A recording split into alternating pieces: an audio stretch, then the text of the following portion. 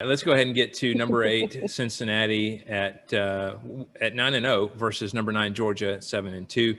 That was January the 1st at noon on ESPN. Game.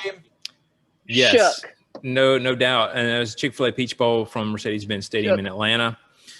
Georgia winning this one 24-21. I got the points in this one, but I mean, unbelievably close here. Now, look, in watching this game, fourth quarter, if you're a Dogs fan, things pretty dark. I mean, 21-10, not only 21-10, but y'all were unwell. Not just that it's 21-10, but you're really not playing your best football either. I mean, yeah, we'd have some good plays, some breakout runs, some long passes. Then you follow it up with, some bonehead play, a stupid pick in the end zone like JT had in the first half. Other silly mistakes. So even though it kind of felt like Georgia had a lot of momentum going, mistakes just brought them right back to Cincinnati. And so, some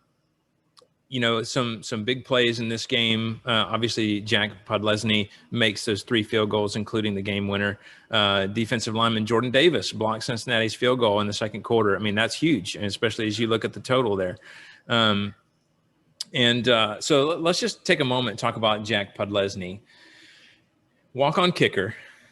Nobody knows who he is before the season starts. He's replacing possibly the best kicker that we've ever had at Georgia in Rodrigo Blankenship. And his longest kick of his career is going to be in a New Year's 6 bowl, Peach Bowl. And it's not like, we're tied. So if he misses it, it's okay. No, he makes it, we win. He misses, we lose. And like 2 seconds left.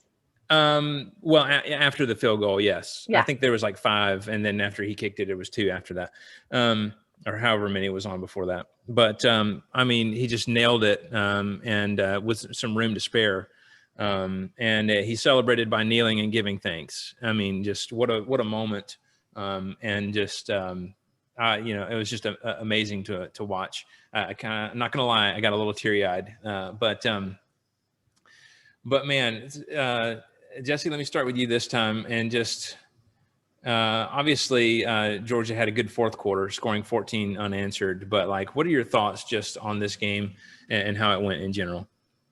You gotta play tough throughout. At one point, I'm at home, I'm watching the game, but I start to head downtown to go watch the game in a bar because I can do that here. And then, right. Kind of set up to watch the Bama game. And as I'm going, I'm getting texts that are just like, woof. And I'm like, is Cincinnati, did I sleep on them? Are they good? Or is UGA losing this? And everyone's like, no, UGA is losing this. Not to take away from Cincy being up at some point, but I really just think that UGA, I don't know if they felt like Cincy wasn't a big opponent for them or what it was, but it was a little bit of a sloppy play going into the fourth quarter. And as a Bama fan, I've been in that situation where the game is on the line with a field goal, and it's terrifying. It is the worst feeling ever. Usually mine doesn't end in elation. It's usually depression. But I mean, at the end of the day, my philosophy, whether it's my team, whether it's any team, like that, it shouldn't come down to field goals. It should never come down to just your kicker. You got to do better. And I don't know, Wes, maybe you can enlighten us. I don't know why the play was sloppy like it was, but I felt it was really sloppy on UGA's side of the ball. I think, and Matt, you alluded to it earlier, it is the perfect trap game, not only because if you're Georgia, you're wishing that you had a better game, although obviously you dug yourself this hole. There's a few opt-outs, although I don't think there was any big enough to really, to change anything. But you're right, Matt. It's a perfect trap game because you kind of you might underestimate your opponent, but also for Cincinnati, this is their Super Bowl. This is their playoff game. This is their chance to. And they're pissed because they're an undefeated team that didn't get in a top 4 spot. Exactly. And they understand that if they even want to be in the conversation next year, they have to be convincing in this bowl game. For them, it's not just a 1-year thing.